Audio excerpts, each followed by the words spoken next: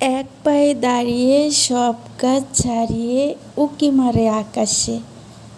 Hello everyone, আসসালামু আলাইকুম। কেমন আছেন সবাই? আশা করি সবাই অনেক বেশি ভালো আছেন, সুস্থ আছেন এবং নিরাপদে আছেন। আমরাও ভালো আছি আলহামদুলিল্লাহ। তো এই যে দেখতে পাচ্ছেন তাল গাছ, আর সবাই কিন্তু এখন বুঝে গেছেন যে এত তাল গাছ প্রেমিক কোন জেলাতে হতে পারে। এটা আমার প্রাণের নওগাঁ। নওগাঁতেই কিন্তু প্রচুর প্রচুর প্রচুর তাল গাছ আছে এখনও পর্যন্ত।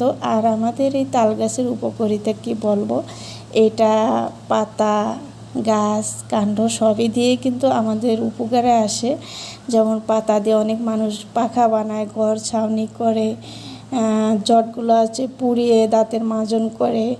আর তাল গাছ দিয়ে কেউ খুঁটি পাড় এগুলো কিন্তু বানায়। আর রস, তালের আঁশ, তালের পিঠে, এগুলোর কথা কি আর বলবো। তো আমাদের এই তাল গাছটা কিন্তু ঝড়ে ভাঙে না, বর্ষায় পড়ে না, মানে একদম স্টিল হয়ে দাঁড়িয়ে থাকে। আর এই তাল গাছের নিচে যে দাঁড়াবে মনে হবে যে একদম ছাতা হয়ে ছায়া দিচ্ছে। আর তো বাবুই পাখিরা তো নিঃসন্দেহে এই তাল গাছে বাসা বেঁধে থাকে। আর সেগুলো দৃশ্য যদি দেখা যায় তাহলে কিন্তু একদম মন কাড়ার মতো। তো এত সুন্দর দৃশ্য আপনাদের মাঝে আমি তুলে না ধরে থাকতে পারলাম না। তো আমিও যাচ্ছিলাম আমার শ্বশুর বাড়িতে, আর এরকম তাল গাছ দেখে একদমই তাল গাছ আম গাছ এগুলো দেখে এগুলো প্রেমে পড়ে গেছি। দুই ধারে একদম সবুজের ধান ক্ষেত আর তাল গাছ আম গাছে ঘেরা আমাদের এই নওগাঁ জেলা। তো এই তো ছিল, আমি অনেক সময় আপনাদের মাঝে বকবক করেছি। আর এখানে আমার বাবার বাড়ির ঈদের একদমই উৎসব চলে এসেছে, ঈদের বাজার কেনাকাটা সব মিলিয়ে আর কি। তো আমি মাঝে মাঝে যেটুকু ভিডিও শ্যুট করে নিয়েছি সেগুলো আমি আপনাদের মাঝে শেয়ার করব।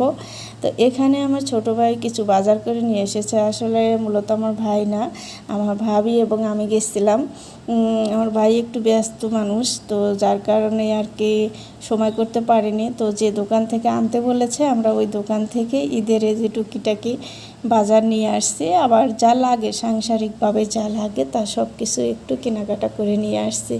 তো সেইগুলোই একটু নামিয়ে নিচ্ছি আর আমি একটু এই ফাঁকে শ্যুট করে নিয়েছি।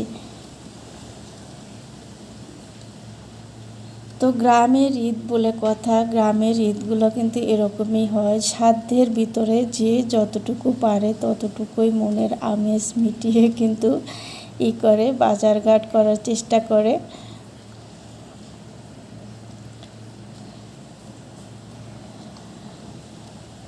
তো দেখতে দেখতে তো ঈদ চলেই আসলো, সবাই সামনে ঈদ।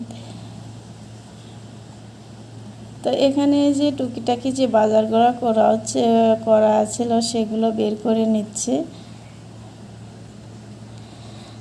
আর এই যে এখানে রোদে দেওয়া হয়েছে শুকনো মরিচ, মানে ঈদে যেগুলো প্রয়োজন হয় আর কি, হলুদ, সস।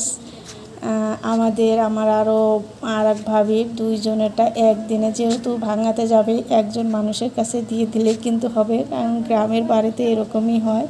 আমার যে কোনো একটা ভাই যায় কিন্তু এগুলো ভাঙিয়ে নিয়ে আসবে।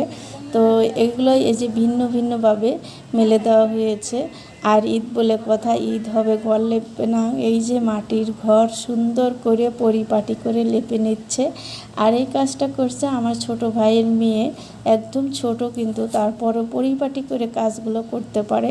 আর ঈদের ভিতরে তো কাপড় চোপড় ধোয়া হবে, এটা তো স্বাভাবিক ব্যাপার, যেহেতু ছোট মানুষ আছে।